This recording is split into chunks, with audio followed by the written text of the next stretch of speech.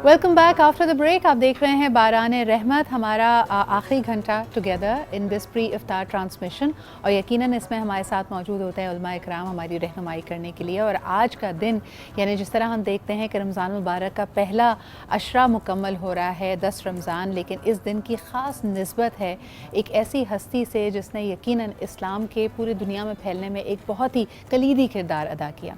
हम यहाँ पर याद कर रहे हैं हज़रत बीबी खदीजा को, और यकीनन इस्लाम को कबूल करने वाली पहली ख़ातून, एक बहुत ही मायानाज, बहुत ही कामयाब बिज़नेस वुमन अपने ज़माने की, और हुज़ूर अकरम सल्लल्लाहु अलैहि वसल्लम की पहली ज़ौजा। आज जब उनका ज़िक्र होता है तो कई हवालों से वो हमारे लिए मशअल राह हैं, रोल मॉडल हैं। ख़वातीन, ख़ास तौर पे मुस्लिम ख़वातीन की रोल मॉडल हैं जब वो अपनी प्रोफेशनल एंड पर्सनल लाइफ को साथ बैलेंस करके चलना चाहते हैं। कई स्टीरियोटाइप्स को तोड़ा। अभी भी ऑफलाइन भी हम यही गुफ्तगू कर रहे थे कि इस्लाम से पहले का ज़माना इमेजिन कीजिए जहाँ पे एक ख़ातून की वो एक ताकत नहीं होती, उसको उसके पैसे, उसकी निस्बत, उसकी हस्बत से जाना चाहता है, लेकिन ना सिर्फ उसमें आला थी, लेकिन उनका किरदार ऐसा था कि कभी किसी ने उनके साथ कोई दस्तराजी करने की हिम्मत नहीं की। कई स्टीरियोटाइप्स को तोड़ा, और आज जब हम बात करते हैं या उनका जिक्र करते हैं तो यकीनन उन्हीं के जैसी शरीक हयात पाने की हर कोई तमन्ना करता है। आज उनके हवाले से मज़ीद भी गुफ्तगू होगी। हमारा ज़बरदस्त पैनल यहाँ पर मौजूद है। आज for the first time in this Ramzan हमें ज्वाइन कर रहे हैं डॉक्टर जमील राठौर। अस्सलाम वालेकुम जमील भाई, बहुत शुक्रिया वक्त निकालने के लिए। आप ही के साथ तशरीफ़ रखते हैं अल्लामा सईद सहीद साहब, बहुत बहुत शुक्रिया आपकी भी आमद का। And last but definitely not the least, Iram Zia साहिबा भी हमारे साथ मौजूद हैं। आप सबके यहाँ मौजूद होने का और ख़ुसूसन रहमतों के इस अशरे में हमारे साथ होने का बहुत बहुत शुक्रिया। जमील भाई, अगर गुफ्तगू का आगाज़ आपसे किया जाए, एक ऐसी हस्ती जिसके बारे में जितना कुछ कहा जाए कम है, लेकिन ख़ुसूसन अगर इस्लाम को फैलाने, इस्लाम के पैगाम को दुनिया तक, उस माशरे तक पहुँचाने में उनकी हैसियत को या उनके किरदार को देखा जाए तो आप क्या कहेंगे?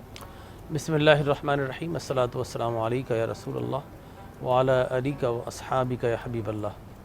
बेशक आपने बजा फरमाया कि जिस वक्त कुफ्र के अंधेरे और शिर्क की जुल्मतें हर सू फैल रही थी और तारीकी का पर्दा जब ला इलाहा इल्लल्लाह के साथ पैगम्बर इस्लाम ने चाक किया, तो सबसे पहले लब्बैक कहने की सआदत दिलो जान से ये नेमत उज़्मा किसी के हिस्से में आई है तो सय्यदा आलम सय्यदा खदीजतुल कुबरा सलामुल्लाह अलैहा के हिस्से में आई है।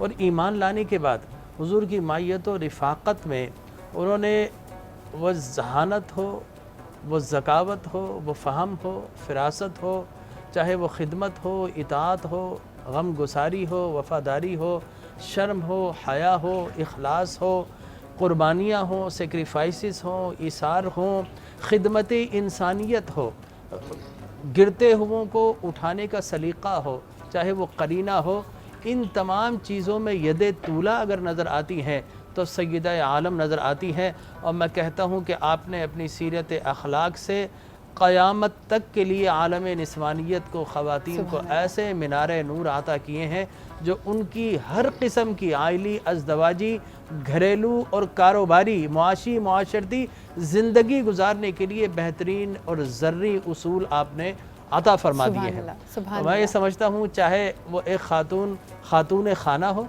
चाहे वो शोर की खिदमत गुजारी हो, चाहे वो अपने घर को रूल करना हो, किस तरीक़े से अपने घर को चलाना है, चाहे वो मुआशरे के अंदर किस तरह हम आहंगी पैदा करना है, चाहे वो इंसानियत की खिदमत किस तरह करना है, चाहे वो कारोबार को वसी किस तरह करना है, और कारोबार के अंदर नेक खसलत लोगों का इंतखाब किस तरह करना है। सुभान अल्लाह। चुनांचे मैं समझता हूँ कि कुर्बान जाइए, आपकी किस्मत का सितारा ओज पर था कि आपकी निगाह इंतखाब अपने कारवां के लिए, अपने बिज़नेस जो कॉन्वाय है उसके लीडर के लिए अगर निगाह ने इंतखाब किया तो उस ज़ात का इंतखाब किया जिस ज़ात का इंतखाब अल्लाह तबारक व तआला ने बतौर सय्यदुल अंबिया किया।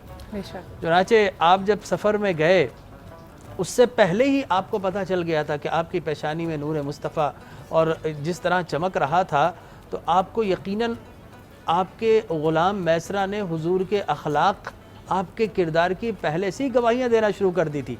और जब आप सफ़र में गए हैं और सफ़र की कैफियत के बादल आप पर साया कर रहा है और राहिब जो है वह आपको बशारतें दे रहा है, वो सारी कैफियत आकर पहले ही मैसरा निस्बतन पहले आ गया। اور اس نے آ کر بتا دیا تو پھر آپ اپنے گھر کی بالکونی پر کھڑی ہو گیا، آپ نے کہا میں بھی منظر دیکھوں.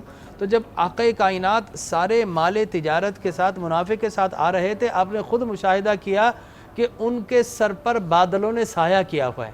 جب یہ منظر دیکھا تو اپنی جو سہیلی تھی نفیسہ، ان کو کہا کہ یہ نعمت عظمیٰ کسی اور کے حصے میں نہ چلی جائے، فوراً جاؤ میرا پیغام لے کر.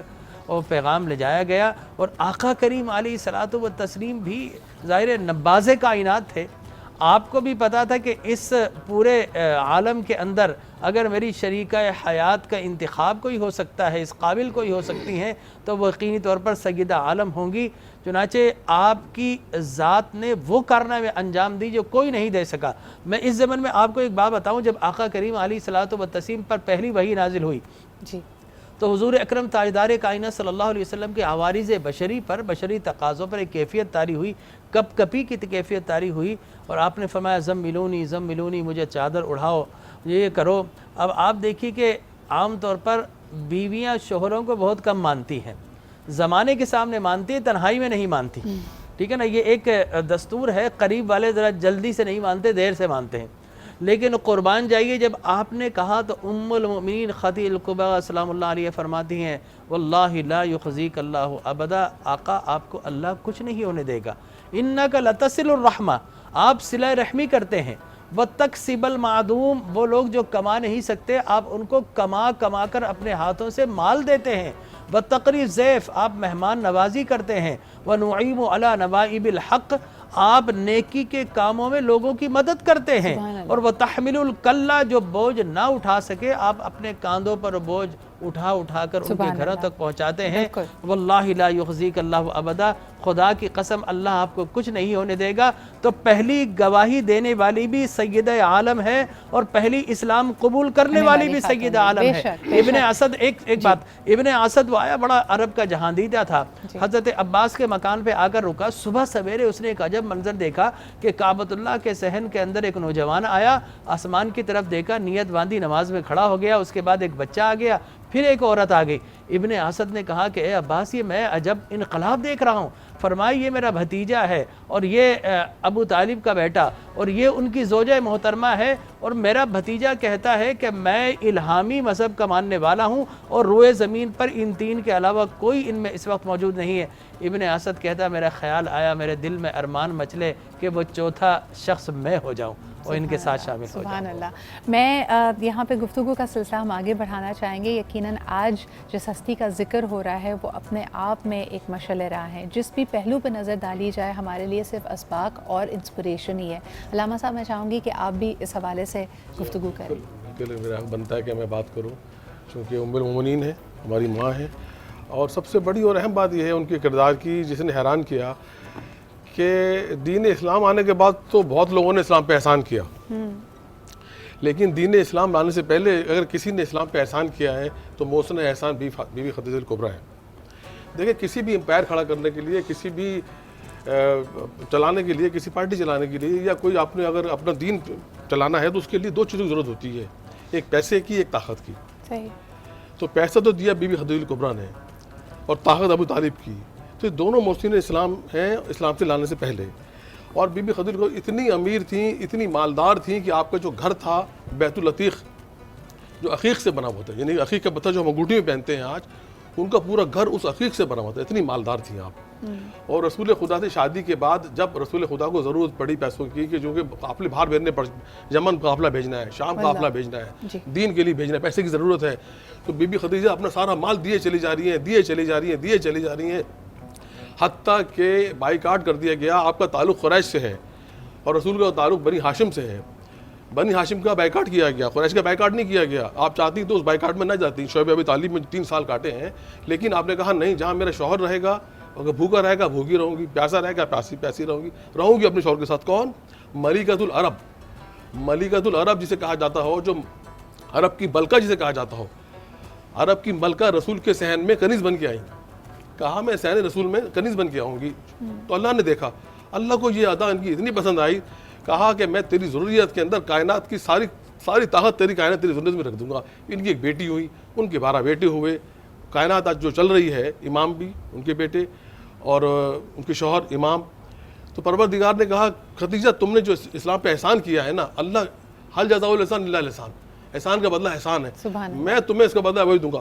اور دیکھیں یہ امیر ترین خاتون جب ان کا وصال ہوتا ہے، شعیب ابو طالب بھی بیمار ہو جاتی ہیں، چونکہ کھانے کو نہیں ہے، پتے کھا رہے ہیں، گٹلیاں پیس پیس کے کھا رہے ہیں، کچھ کھانے کو نہیں، بیمار ہو گئی آپ۔ بیمار ہونے کے بعد جب باہر آئیں، وصال ہونے لگا، جب وصال ہونے لگا تو کفن بھی نہیں ہے ان کے پاس، اس ایک امیر ملکہ اللہ عرب کی، اور کفن نہیں ہے ان کے پاس۔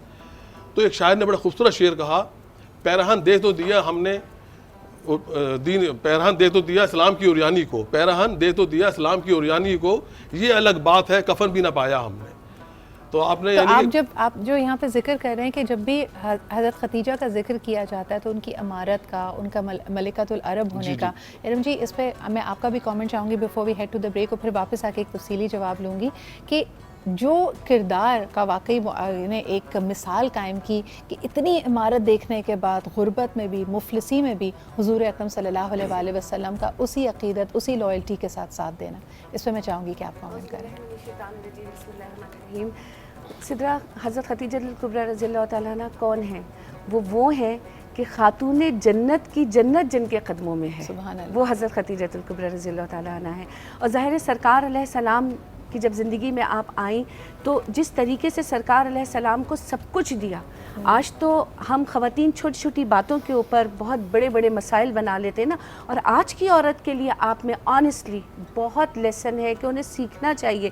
امپاورمنٹ دیکھنی ہے تو وہاں پہ دیکھو، شوہر سے محبت دیکھنی ہے تو وہاں پہ دیکھو، بزنس ویمن بننا ہے تو وہاں پہ دیکھو، ماحول سے کیسے ڈیل کرنا ہے تو وہاں پہ دیکھو، بچوں کی تربیت کیسے کرنی ہے تو وہاں پہ دیکھو۔ تو سرکار علیہ السلام اس وقت نبوت نہیں ملی تھی، آپ مکے سے باہر ایک قافلہ ٹھہرا ہوا تھا اور آپ بہت غمگین تھے، تو پوچھا کیا ماجرا ہے؟ فرمایا کہ لوگ اتنے بےحال ہیں اور میرے پاس کچھ نہیں دینے کو، تو فرمایا کہ سارے جو مکے کے سردار ہیں ان کو بلا کے لائیے، اور جب بلا کے لائے تو فرمایا انہوں نے کہ خدا کی قسم آج سے جو کچھ میرا ہے وہ محمد صلی اللہ علیہ وسلم کا ہے، کہ یہ جس طرح چاہیں اس کو خرچ کریں۔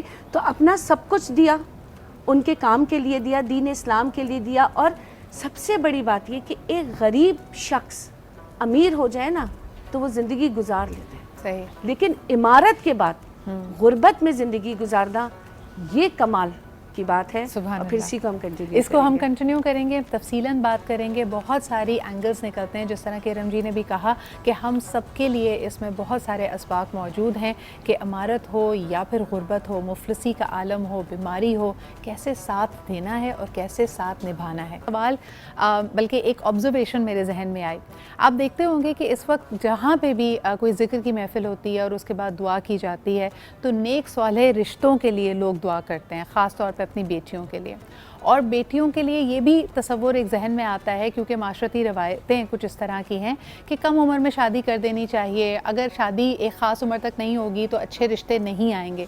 ارم جی یہ بات میں خصوصاً آپ کے پاس آنا چاہتی ہوں کہ حضرت بی بی خدیجہ کی زندگی کو دیکھیں اور کیا قسمت اللہ تعالیٰ نے کی کہ آج کہ اگر ہم تناظر میں دیکھتے ہیں، ہم اپنے آپ کو ایک اسلامی معاشرہ کہتے ہیں، لیکن ہمارے عقیدے اتنے ناپائیدار ہیں کہ ہم سمجھتے ہیں کہ جی اگر لڑکی کی عمر 28 سے زیادہ ہے، 30 سے زیادہ، تو اس کو اچھا رشتہ نہیں ملے گا۔ حضرت بی بی خدیجہ 40 سال کی عمر میں اللہ تعالیٰ نے ان کو بہترین سے نوازا، یعنی ایک ایس رحمت للعالمین جن سے بہتر کوئی نہیں ہے، تو پھر ہم یہ تصور ذہن میں کیوں لے کے آتے ہیں؟ سدرا، میں سمجھتی ہوں ہمارے یہاں کی جہالت ہے کہ ہم 30 سال کے شخص کی شادی 14 سال کی لڑکی سے تو کر دیں گے، لیکن 25 سال کے لڑکے کی شادی ہم 27-28 سال کی لڑکی کی، یہ تو جی بڑی ہے۔ یہ ہماری جہالت ہے، اس کو بدلنا چاہیے، کیونکہ رشتے محبت سے بنتے ہیں۔ اور یہاں میں کلام پاک کا ذکر کروں گی کہ ہم مسلمان ہیں الحمدللہ، اور ہمیں یہ دیکھنا چاہیے کہ اللہ نے قرآن پاک میں میاں بیوی کے رشتے کو کس کس انداز میں بیان فرمایا ہے، کہ دیکھو 4 طرح کے رشتے قرآن میں بیان فرمائے ہیں، کہ جس میں ایک میں اگر تبت یدا ابی لہب وتب کے میاں بھی شر ہے، بیوی بھی شر ہے، دونوں شر ہیں۔ ایک کہ میاں شر ہے، بیوی خیر ہے، حضرت آسیہ اور آپ فرعون کو دیکھ لیں۔ پھر اس میں بیوی شر ہے، میاں خیر ہے، حضرت لوط علیہ السلام اور ان کی بیوی، اور جہاں میاں بیوی دونوں ہی خیر ہیں، سرکار علیہ السلام، حضرت خدیجہ الکبریٰ اور حضرت علی اور خاتون جنت۔ کہ مطلب ان کی اگر مثالیں لو تو رشتے محبت سے بنتے ہیں، اور ہمیں یہ دیکھنا چاہیے عمروں سے فرق نہیں پڑتا. عمروں سے اگر فرق پڑتا ہوتا تو خدا کی قسم سرکار علیہ السلام ساری زندگی سب سے زیادہ جس کو یاد کیا، جس سے محبت فرمائی، وہ حضرت خدیجہ الکبریٰ ہیں. کہ ایک مرتبہ آپ اپنے گھر میں موجود تھے، حضرت عائشہ صدیقہ رضی اللہ تعالیٰ عنہا سامنے بیٹھی تھیں، تو حضرت خدیجہ کی بہن آئی، تو آپ نے کہا کہ شی مس بی حالہ، کہ تو انہوں نے حضرت عائشہ کو تھوڑا سا ظاہر ہے ہوتی ہے خواتین میں، تو انہوں نے کہا کہ آپ ابھی تک ان کو یاد کرتے ہیں جبکہ اللہ نے آپ کو جوان اور بہتر ازواج عطا فرمائی ہیں.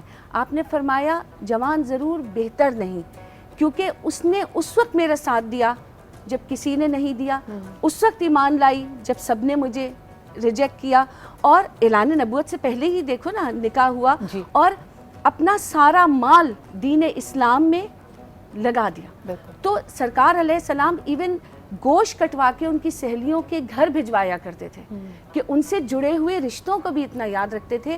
تو عمر خوشی میں کوئی کردار ادا نہیں کرتی، یہ صرف رشتہ ہے، پیار ہے، محبت ہے، جب آپ بنانا چاہتے ہیں تو بنتا ہے. اچھا، اسی کا دوسرا پہلو پھر آتا ہے سوشل سٹیٹس کا. جمیل بھائی، اس پہ میں چاہوں گی کہ آپ کامنٹ کریں. یعنی ملکۃ العرب، اور دوسری طرف ہم حضور اکرم صلی اللہ علیہ وآلہ وسلم کو دیکھتے ہیں جو کردار میں صادق اور امین ہیں، اور یقیناً اللہ تعالیٰ کی تمام ہی نعمتوں سے ان کو نوازا گیا ہے، لیکن اس وقت امارت نہیں ہے ان کے پاس.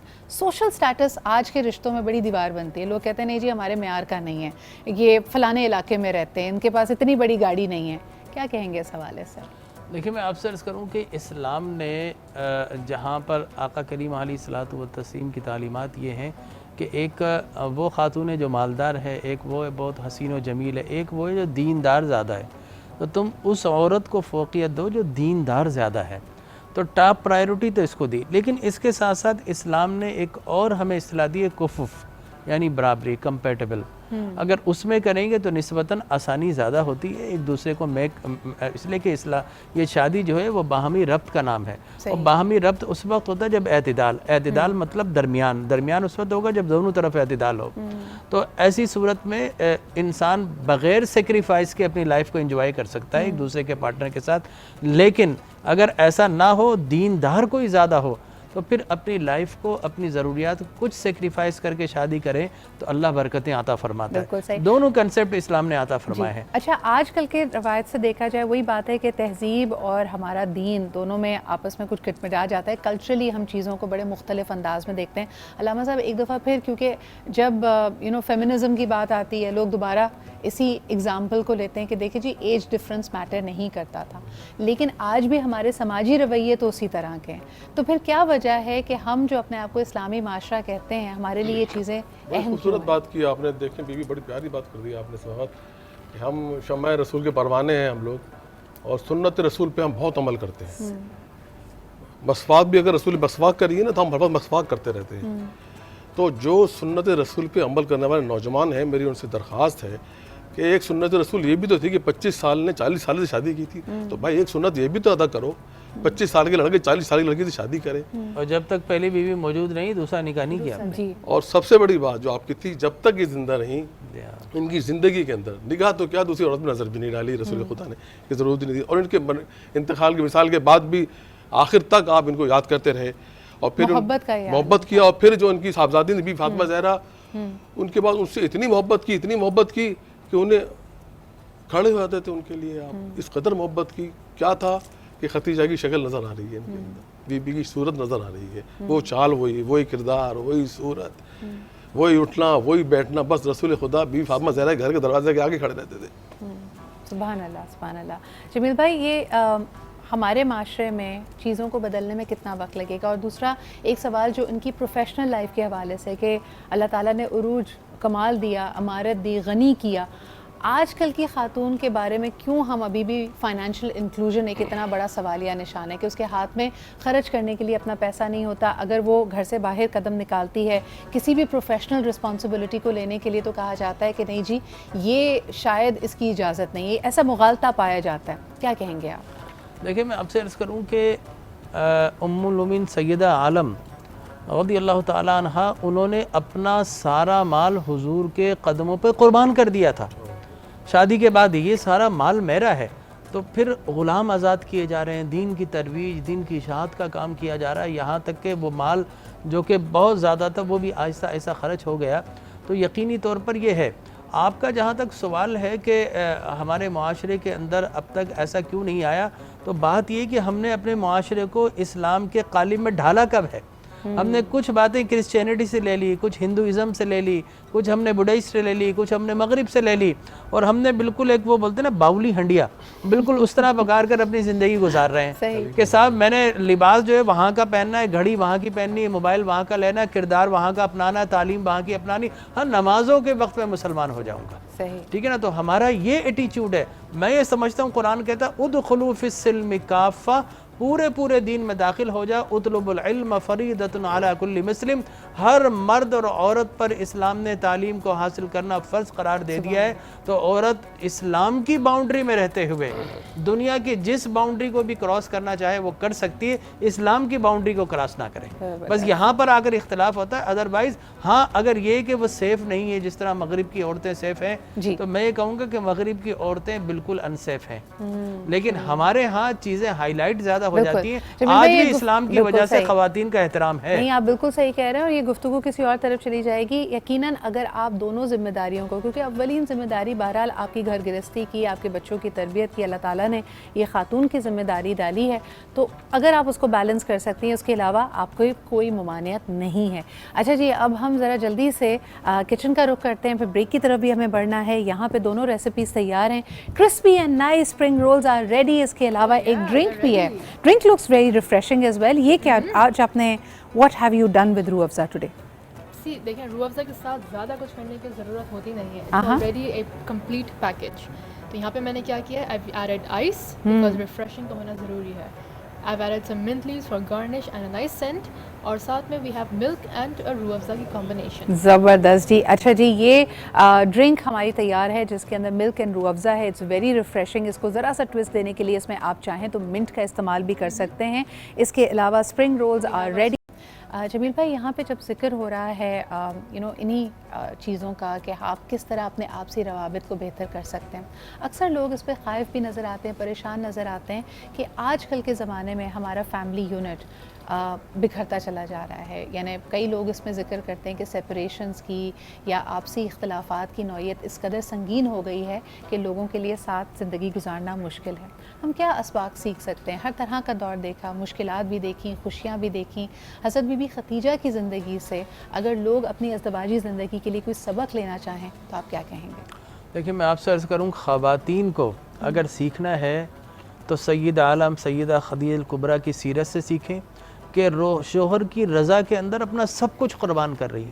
صرف مال قربان نہیں کیا، اپنی ہر خواہشات کو قربان کر دیا، اور آپ کی ایسی اتباع کری کہ ہم تو صرف بات نہیں مانتے، وہ تو ایمان لے کر آئی ہیں سب سے پہلے. اللہ کا نبی تسلیم کیا ان کو سب سے پہلے، اللہ کو مانا ہے سب سے پہلے. تو میں سمجھتا ہوں کہ اگر تین خواتین کو پڑھ لیں، سید عالم سیدہ خدیجہ الکبریٰ، ام المؤمنین عائشہ صدیقہ اور سیدہ فاطمہ الزہرا سلام اللہ علیہا، اگر ان تین خواتین کو اگر پڑھا دیا جائے نصاب کے اندر، خاص طور پر خواتین کے لیے، تو میں سمجھتا ہوں ان کی خانگی زندگی کبھی خراب نہیں ہوگی. اور دوسری طرف اگر شوہر دیکھنا ہو تو آقا کائنات حضور اکرم صلی اللہ علیہ وسلم کو دیکھا جائے. ام المؤمنین عائشہ صدیقہ فرماتی ہے اب حضور دن کے مجاہد اور رات کے عابد تھے، لیکن فرماتے پوری دنیا کے سارے مسائل، آج تو کوئی ایک پریشانی مجھے سنائے تو میں ڈپریس ہو جاتا ہوں، لیکن ساری پریشانیاں پورا عالم حضور کے پاس آ کر سناتا تھا. لیکن ام المؤمنین فرماتی ہیں کہ حضور جب بھی گھر میں آئے، ہمیشہ میں نے کبھی نہیں دیکھا کہ ماتھے پہ شکنے ہو، جب بھی آپ آئے تو گھر میں مسکراہٹ سجا کر لائے. اور کیا فرماتے، یا حمیرہ یا روحی یا ریحانی، کہ تم جو ہے وہ سرخ و سفید ہو، تم میرے بہت قریب ہو. تو فرمایا کہ اگر کوئی شوہر اپنی بیوی کو ایسے القابات سے پکارتا ہے کہ جس سے اس کا دل خوش ہو جائے، تو الترغیب و ترہیب کی حدیث ہے کہ اللہ تبارک و تعالیٰ ایسے شوہر کو 100 شہیدوں کا ثواب عطا فرماتا ہے کہ اس نے اپنی زوجہ کو خوش کر دیا. تو میں سمجھتا ہوں یہ وہ تعلیمات ہے. اب ہمارا المیہ کیا ہے کہ ہم سارے باہر کے تفکرات لے کر گھر میں آتے ہیں اور گھر میں آ کر بتاتے ہیں، ہاں موڈ خراب ہوتا ہے.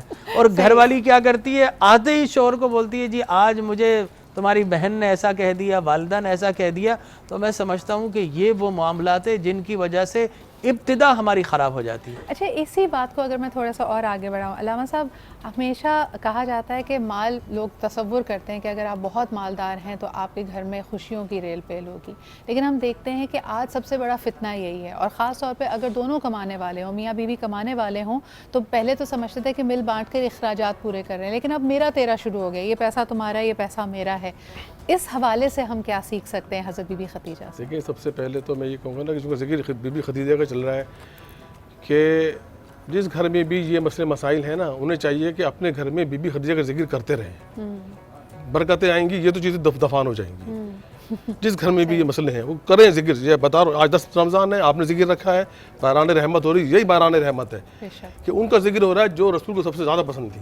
سبحان اللہ. اپنے گھر میں ان کا ذکر کریں، یہ چیز دور ہو جائیں گی. پھر رہ گیا مال تو فتنہ ہے، بتا دیا قرآن مجید میں پروردگار نے. اچھا گھر کے اندر آپ کو محبت کے ساتھ رہنا ہے، اخوت کے ساتھ رہنا ہے، برابری کے ساتھ رہنا ہے، تمیز اور تہذیب. عورت دیکھیں سب سے پہلے اگر کسی کا دین اسلام پر احسان ہے تو عورت کا ہے. سب سے پہلا احسان دین پہ اسلام پر کسی کا ہے، وہ خاتون کا ہے، وہ خاتون کا. حضرت بی بی خدیجہ. ہمیں خاتون کا احترام کرنا چاہیے. صحیح. جب ہم خاتون کا احترام کریں گے اس کے بدلے میں خاتون گھر کا ماحول اچھا کرے گی. بے شک. یہ دونوں طرف سے ہی معاملات ہیں، یہ نہیں کہ ایک ہی طرف سے ہو. بالکل صحیح. علامہ صاحب وقت میرے پاس کم ہے، اور ابھی تک ہمارا جو ذکر رہا ہے وہ ان کا بطور ایک مالدار بزنس وومن کے رہا ہے، ایک بہت ہی سمجھدار خاتون کے رہا ہے، پہلی خاتون جنہوں نے اسلام کو قبول کیا، اور حضور اکرم صلی اللہ علیہ وآلہ وسلم کی سب سے پیاری اور سب سے زیادہ محبت کرنے والی رفیقیات. لیکن بالکل 1 منٹ رہ گیا تو میں چاہوں گی ارم جی اس پہ بھی کامنٹ کیجیے. مجھے آپ کی وہ بات بہت پیاری لگی کہ خاتون جنت کی جو جنت تھیں، تو ان کا کردار بطور والدہ، اس پہ ذرا اگر آپ کچھ بات کریں before we take close the شو.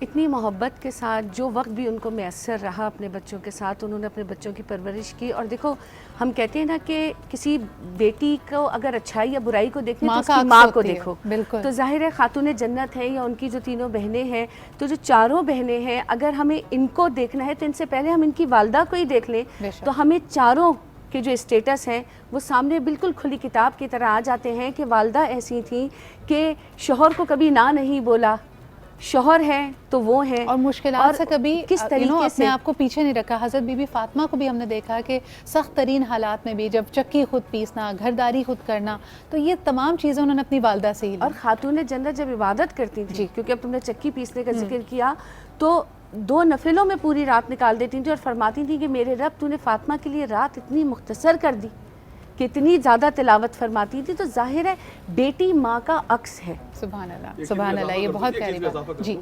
کہ جب وصال کے قریب آیا نا، آپ نے وصیت کی رسول خدا کو، رسول سے کہا کہ جب میری بیٹی فاطمہ کی شادی کرو نا، رخصت کرو، تو اس کے ساتھ ایک خاتون کو بھیجنا، اکیلے مت بھیجنا. سبحان اللہ. تو رسول خدا نے اپنی زوجہ کو ساتھ بھیجا تھا. تو یہ روایت، یہ ریت جو آج ہم ہمارے گھر میں ہو رہی ہیں، شادی کرتے ہیں ساتھ جاتی ہے نا گھر سے، یہ بھی بی بی خدیجہ نے ڈالی تھی اسلام. بہت شکریہ. علامہ صاحب ہمارے ساتھ موجود تھے، جمیل بھائی ہمارے ساتھ تھے، ارم جی ہمارے ساتھ موجود تھیں. بہت بہت شکریہ آپ سب کا، اور آپ کی وجہ سے بہت ساری نئی باتیں ہمیں سمجھنے کو اور انسپائر کرنے کے لیے یہاں آج ذکر میں شامل ہوئیں. آپ کی آمد کا بہت شکریہ.